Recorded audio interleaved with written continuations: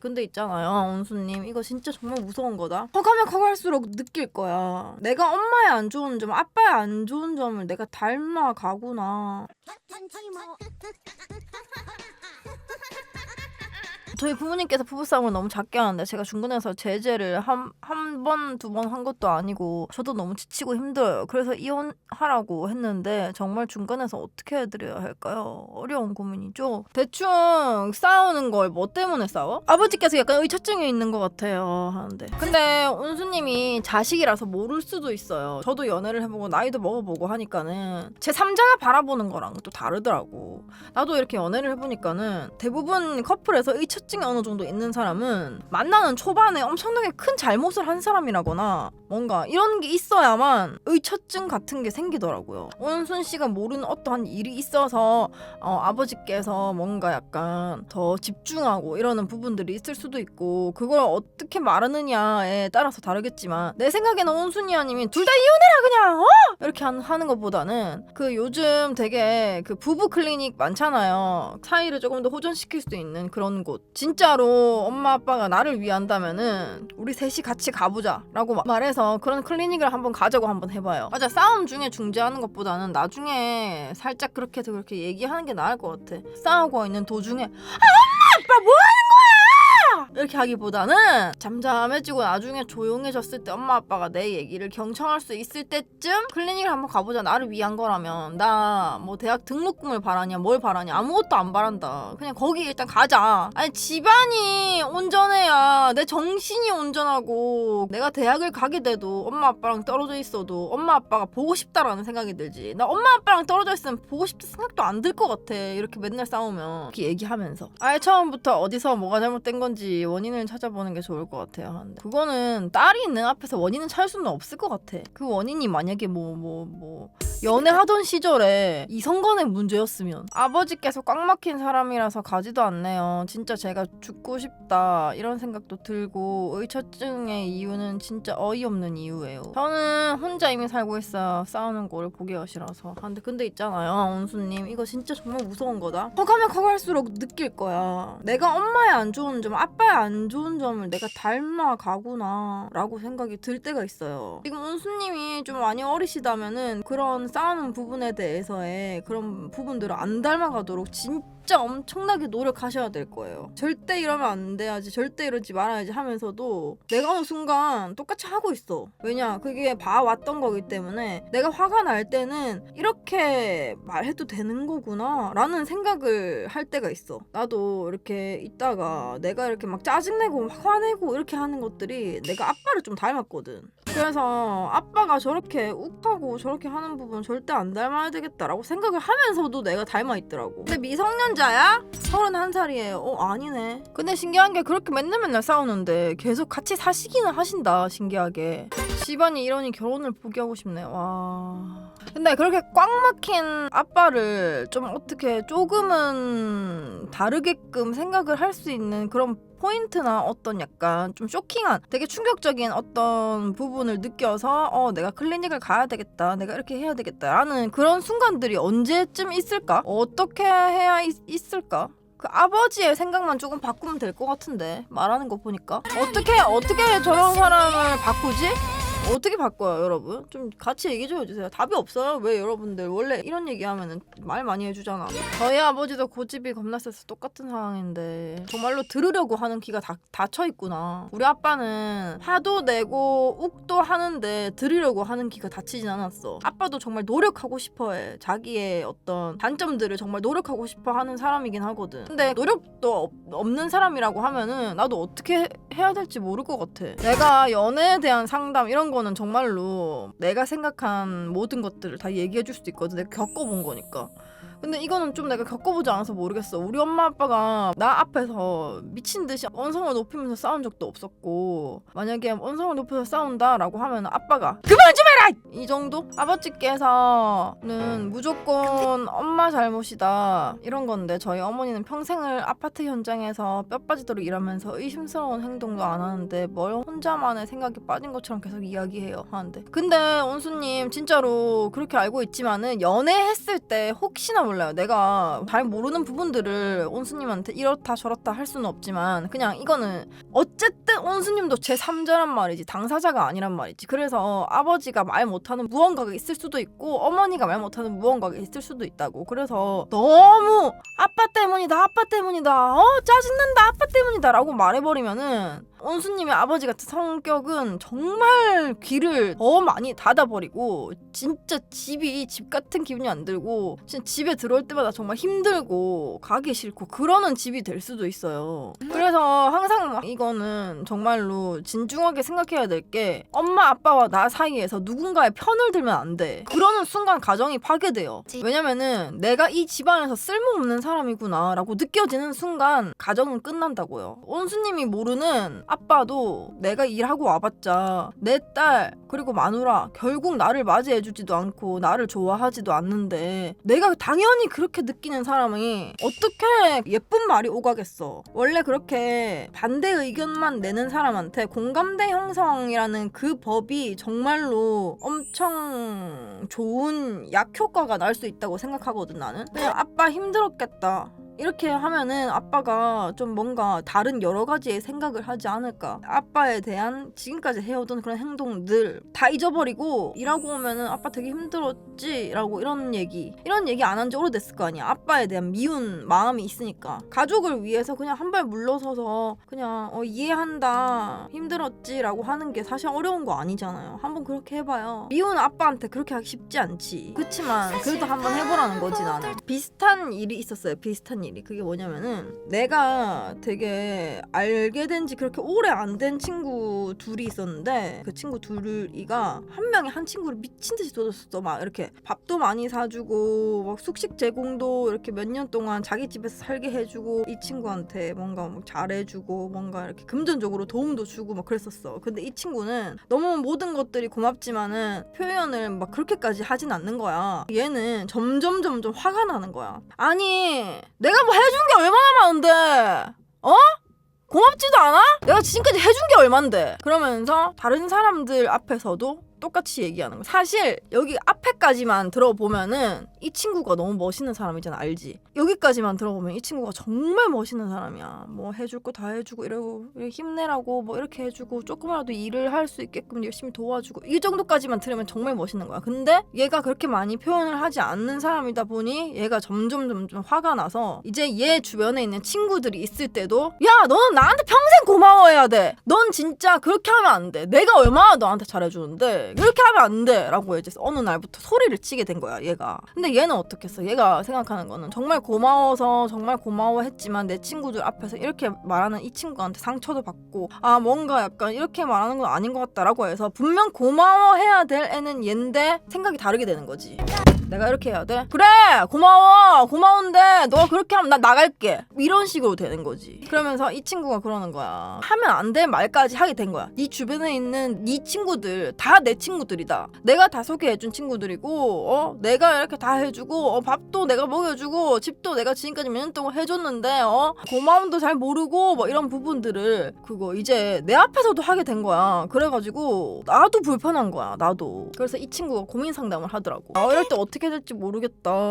뭔가 나는 엄청 오래된 친구고 정말로 이 친구를 미워하고 싶지 않다. 근데 내 마음 한구석에서 이 친구를 미워하는 마음이 생긴다. 분명 잘해주고 고마운 것들이 너무 많은데 뭔가 미워하는 마음이 생긴다는 게 너무 슬프고 자꾸 눈물이 난대. 내가 어쩌다가 이 친구를 미워하는 순간이 절대 안 올 줄 알았는데 뭔가 이렇게 되는 게 너무 슬프고 이 현실이 너무 슬퍼서 계속 눈물이 난다면서 뭐 울더라고. 그래서 내가 그랬어. 그거 네 마음 무슨 말인지 안다. 난 난 이 친구가 그렇게 너한테 할 때 나도 화났었다. 저 정도까지는 안 했으면 좋겠는데 분명 모든 걸 집도 해주고 이것도 해주고 저것도 해주고 분명 해준 것도 정말 많아서 되게 멋있다라고 생각을 했는데 뭔가 이렇게까지 너무 세게 말하니까는 와 멋있는 부분이 없어 보인다 라고 이렇게 나도 말했거든. 그치만 네가 표현 안 한 것도 있다. 너도 정말 표현 안 한 것도 있다. 아무리 사람은 바라지 않고 행동한다고 해도 어느 정도 고마움을 표현하고 하면은 좋아할 거다. 그래서 어느 날 만나게 되면은 이 친구가 먼저 야 나한테 고마워해야 돼 라고 하기 전에 먼저 가서 와 진짜로 나 너 덕분에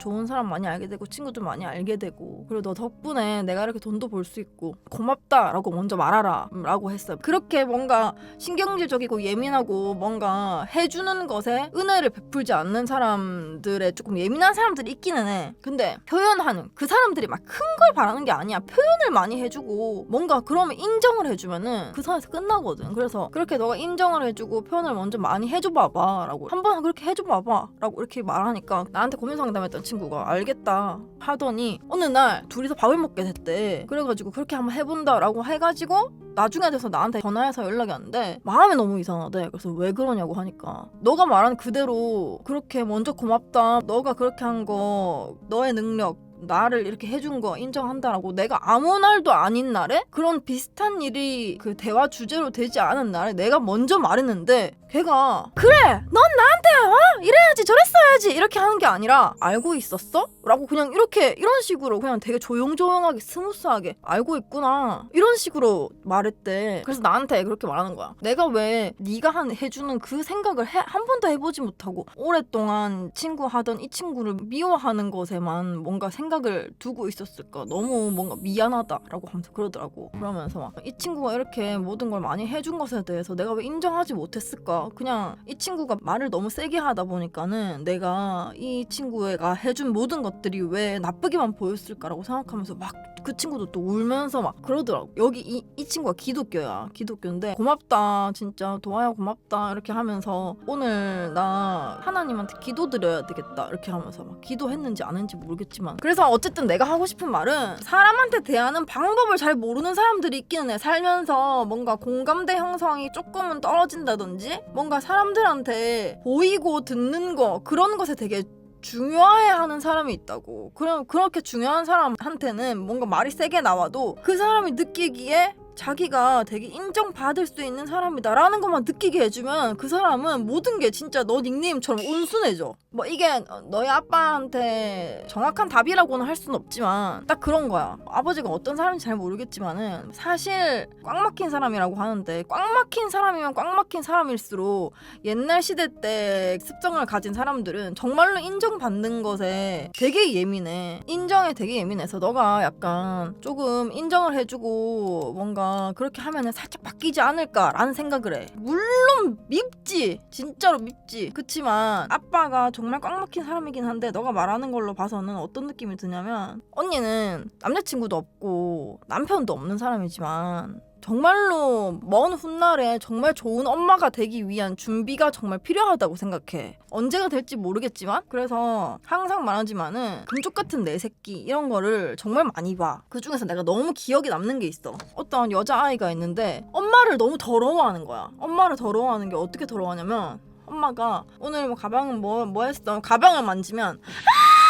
하면서 막 더러워 만지지 마 더러워 엄마 싫다고 더럽다고 막 그래. 더럽다고 하면서 울고 엄마가 다였던 거라서 버리고 싶다고 막 그렇게 말해. 너무 충격적이었어. 이게 도대체 어떻게 된 걸까를 이렇게 뭔가 그 정황을 보니까는 거기에 시어머니랑 남편이랑 딸이랑 와이프분이랑 4명이서 같이 사는데 그 분위기 자체가 어떤 줄 알아? 시어머니가 남편 편이고 너 그거 잘못된 거야 라고 와이프분한테 가스라이팅 하면서 하다 보니까 애기가 볼 때는 다들 엄마를 미워하네? 나마저 엄마를 미워하지 않으면 난 우리 집에서 내가 가지고 있는 위치가 너무 낮아질 것 같다 라는 생각을 아이가 하고 있다는 거야. 그분이 얘기했을 때. 그래서 그 아이가 엄마를 더 싫어하는 척, 더 미워하는 척을 하는 거야. 그래야 할머니한테 사랑받겠지? 아빠한테 사랑받겠지? 라는 생각 때문에 더 그렇게 하게 된대. 더 심하게 그렇게 하게 되고, 정말 신기한 게 밖에서 엄마랑 둘이 있을 때는 또 엄마한테 좀 의지를 하려고 해.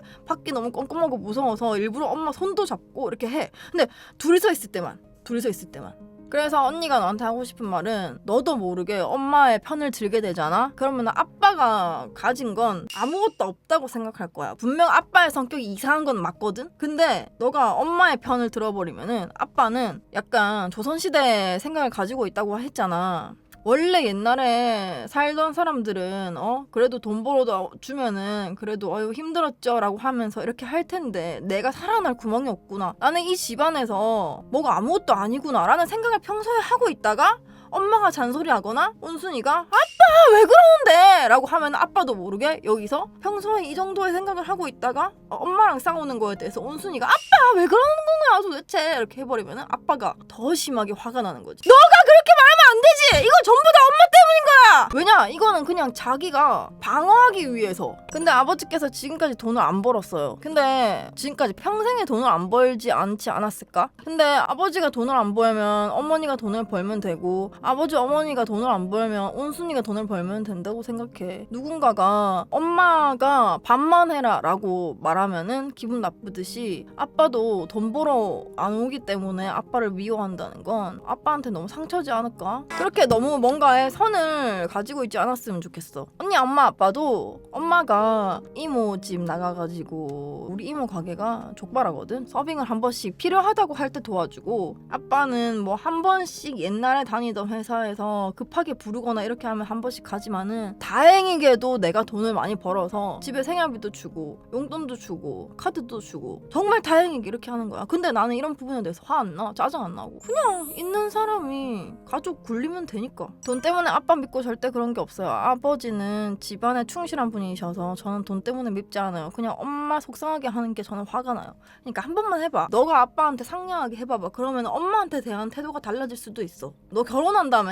결혼하면은 이제 미운 아빠도 못 봐. 그러면은 이렇게 회사 갔다가 오는 길에 붕어빵 사가지고 그냥 탁자에 탁 올려놓는 게 아니라 아빠 있으면은 아빠한테 먼저 주는 거지. 뭔가 예를 들어서 아빠가 돈을 안 벌기 때문에 우리 집에 가장은 엄마야, 엄마한테 먼저 줄게 이렇게 해서 하는 게 아니라 아빠를 먼저 챙겨봐봐 한번. 그러면은 조금 엄마한테 하는 게 좀 달라질 것 같아. 너의 중간 역할이 정말 너도 많이 스트레스 받겠지만 그렇게 한번 해보고 그것마저 안 된다라고 하면은 나였어도 모든 걸 포기할 것 같아. 나였어도. 그래서 일단은 언니가 말한 대로 너가 한번 아빠를 좀 다정하게 해보고, 너가 해왔던 것들보다 훨씬 더 다정하게 행동해보고, 그때를 아빠가 어떻게 나오는지를 좀 반응을 보는 게 나쁘지 않지 않을까, 이런 생각을 해요. 언니는. 알았어요 언니, 꼭 그래볼게요. 사실 정말 이번에 설 가서 집 다 엎을까 아니면은 진짜 죽으라고 기도를 할까 이 생각까지 했어요. 하는데 아니 그래도 그냥 조금만 더 네가 안아줘봐. 근데 너도 그 생각할걸? 조금만 안아줬는데 아빠가 완전 다른 사람처럼 변하는 듯이 노력을 하려고 하는 순간이 온다면 지금까지 어떻게 내가 아빠한테 이렇게 따뜻한 말 한 번 안 하고 살았을까라는 거에 되게 죄책감 느낄걸. 그치만 그게 너 잘못은 아니야. 왜냐면 어쩔 수 없는 환경들 때문에 네가 하는 생각이 너무 정상적인 거야. 엄마한테 혹시나 해가 될까봐 참는 거죠 하는데, 그래도 한번 해보고 안 되면은 진짜로 네가 상을 업던지 집안을 업던지, 엄마! 아빠! 이혼해! 가자! 뭐 하던지 너가 알아서 해. 아빠한테 한 번만 상냥하게 해봐. 그리고 그렇게 센 사람들 보면은 또 칭찬에 약하고 더 칭찬 받으려고 노력하고 이런 사람들도 많아. 그러니까 한번 그렇게 해봐. 네 알겠습니다. 너무 감사합니다. 언니 팬분들 전부 다 감사합니다. 하는데 그래 온순아 그렇게 해보고 아빠가 바뀌지 않아도 괜찮으니까 언니 방송에 와줘. 어떻게 되는지 듣고 싶다. 온순이의 집안 살리기 모두 동참한 거야 지금 내 방송.